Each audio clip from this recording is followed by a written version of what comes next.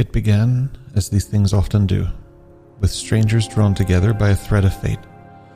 The Arcanum of magic and might was a sanctuary of learning, power, and buried secrets. It's there that the group found each other. Westland Theywise, a soft-spoken dreamer with a curious fox named Chicken. Amadriana Bloodfist, a masked warrior hiding her lineage. Slate, the memory-lost man haunted by who he used to be.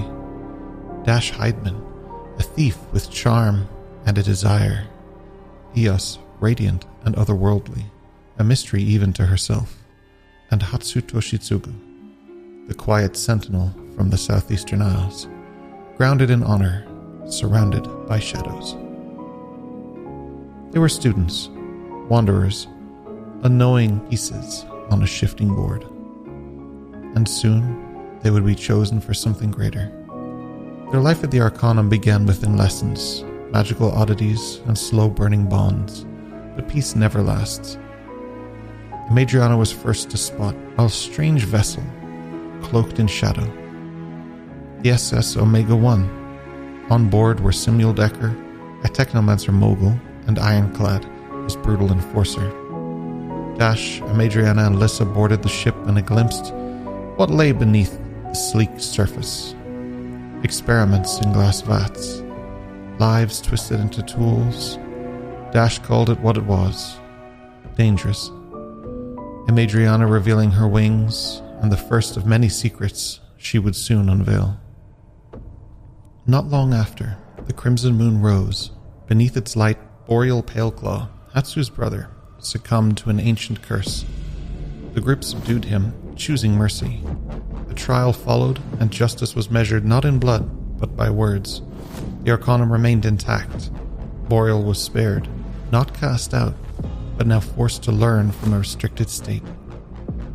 Wessel and his Slate climbed a forgotten mountain and uncovered an ancient temple guarded by Kalis, a sentinel who had long forgotten his purpose. Inside, they discovered a relic unlike any other, a book that didn't whisper, but hungered. Within it, a voice stirred. Vathros. When Slate touched it, memories of a buried name, Elias Holt, rose to the surface. From that moment, he carried Vathros' voice, and within it, the burden of death. Stranger things followed. Stick totems began appearing across the Arcanum. Creatures born of flame and shadow attacked, and for the first time, the students became defenders. Dr. Amelia Harrow, a smiling butcher in healer's robes, was the one behind them. When exposed, she was banished by Remington, but left behind her creation, Gorebound. But instead of killing him, the party offered compassion. Dash gave a bell. Westland gave gold. Together they gave trust, and helped him find peace in the frozen reaches of Penzance on their first adventure. There they built a home, raised walls and warmth, shared stories by firelight, laughed more than they fought. But suddenly, the silence was shattered as Westland fell. Quietly, a fox at his side, taken by winter, and with him, their innocence. Soon arrived Gusto, chaotic, enchanted, and tattooed. Greeted with violence rather than compassion, the road was rocky from the start. Amadriana revealed her lineage, the daughter of the Archon, a man whose name carried power, fear, and legacy. Lissa went quiet. Dash's memory stirred. Eos received relics of Minerva and began hearing divine songs. Her dreams deepened, strange and celestial. For Slate, the book, Vathros, grew louder. It spoke of Decker, of cages shaped like childhood, of Scorchwood. The group returned to the Arcanum. They returned to bury Westland beneath the trees. From the soil, something began to grow. During their time there, Dash and Gusto staged a heist in the Arcanum vault using forged letters. Their greed triggered the vault's enchantments. They were petrified in gold. A costly lesson. And when they were freed, Dash's room was ransacked. Remington summoned them during their time. He spoke of Wolver, keeper of the Moonbane elixir, a friend, a relic, a journey. The group accepted. Gusto threw a party that ended up forcing new rules across the school. a celebration to kick off their next quest, but ended up shaping the Arcanum for the rest of the time. Their journey began in light spirits, although that was soon shattered when an argument broke out between the group. Eos heard a voice saying, "Find him." Slate saw visions of a desert and faceless guards. Suspicions stirred. Gusto soon departed from the group. As the next leg of the journey started, they were in the wilds and caves of Vulcanus. The Cave Horrors only mounted. Visions, cursed effigies, and unusual death hinting at something ancient stirring behind Vulcanus. It took the group to Dagtorp, where they met Orla Voltheim, a legendary huntress who had warned of vanishing villagers and killings in the snowy wilds. Their investigation led them into the ancient frozen caves lined with ritual markings and the remains of the dead. Charred, petrified, and twisted by forces unknown, as they delved deeper, they encountered a massive snow-white beast, forcing a dramatic escape in which Amadriana held the line alone. Soon after this, she was summoned by the Archon and was forced to take her leave from the group for now. But the true nightmare came when they found a dying man, burned and broken. Hatsu tried to save him, but Dash granted him mercy by use of a blade. The body erupted in flame, revealing their first Olympus Fitz. The inferno wreathed in a molten fury. The group barely escaped with their lives. It was their first encounter with a class of being named Ray's Threat. After their escape, the path led them to Broderdeer, and beneath it to Amadriana, returning from her travels. Together they ventured further into the snow, arriving at Hartwell. They met a man named Rowan who revealed his truth. He was a lunar kin, primal warriors of old blood. There they met Wolver. Eos sought identity. Hatsu spoke of others with abilities and powers. Wolver spoke in return of Gomgalore, an island to the east of the Isles. Slate asked Wolver if he would face the being in his book, but Wolver refused, and Amadriana asked only for one thing: the hunt. And so they ran. Through blizzards and brush, they hunted. Slate dove into the fight. Amadriana soared and fell behind Wolver. Hatsu found something darker. A creature emerged, eyeless, wrong, reeking of madness. It hunted by sound. The fight was brutal. Slate struck. Eos burned it down, but Hatsu ended it. Its ooze tainted the air. Slate took a sample, which caused a change in him. His body twisted. His senses changed. Dash pulled him back with quiet strength, and the Lunarkin watched warily. They soon received an elixir they were sent for. This could have ended their journey, but they had unfinished business. A fire-wielding threat fits the inferno. With Rowan and Eldrick they hunted. At last, they cornered him. They found Eldrick dead and Rowan seriously injured alongside members of a guild they had met back in Broderdeer. The battle burned. Amadriana and Hatsu secured a collar, and Eos unleashed fury. Slate struck clean, while the collar was locked by Amadriana, and Fitz fell. A tattooed man remained, breathing and broken. The inferno was captured.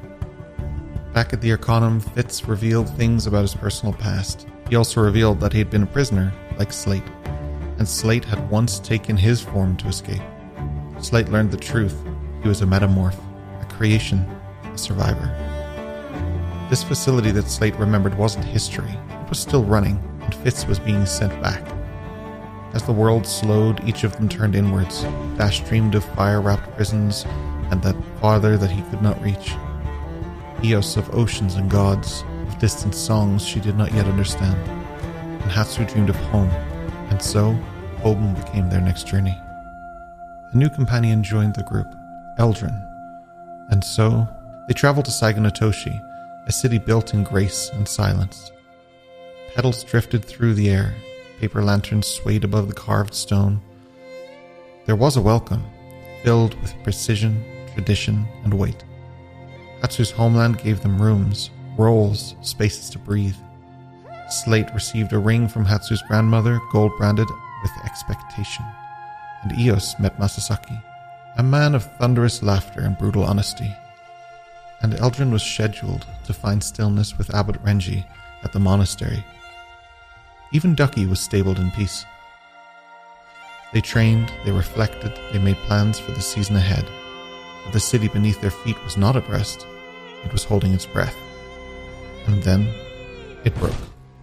A gathering of leaders was called. The Sakura Gakkai, the city's guiding council, assembled with Remington in disguise as Hatsu's father.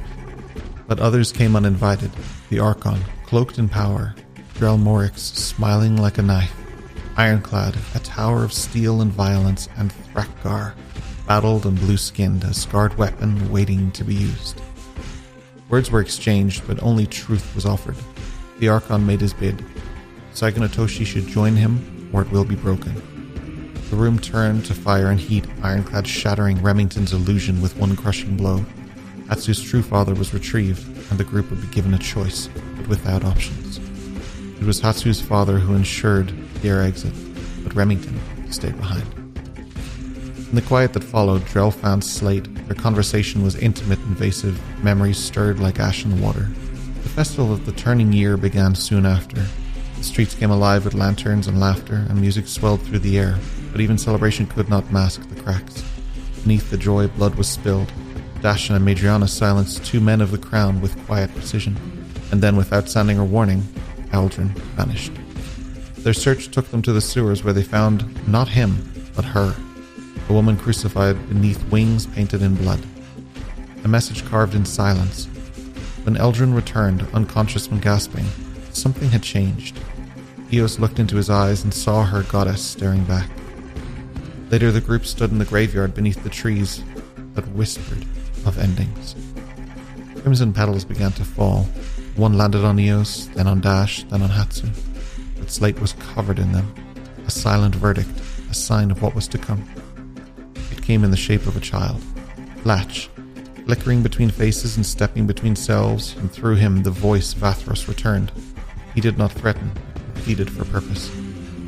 Then the final bell tolled, and the city tore open.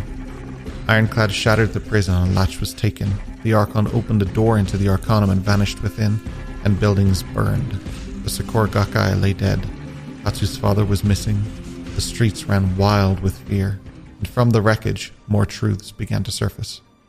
Dash learned he was becoming a father, and in the same breath he learned that his own lost father, Marcus, still lived. Aldrin removed his goggles, equipped a token that he had found, and his eyes shone gold and then violet, a divine inheritance made real. Hatsu found his missing blade buried in stone outside his house, wrapped in a piece of his father's robe. Slate remembered Marcus too, not as a legend, but as a man chained beside him in the dark. That's why he left the note. That's why this began. Then came a final message from Remington Maleficum. Plant the coin. Build your bastion.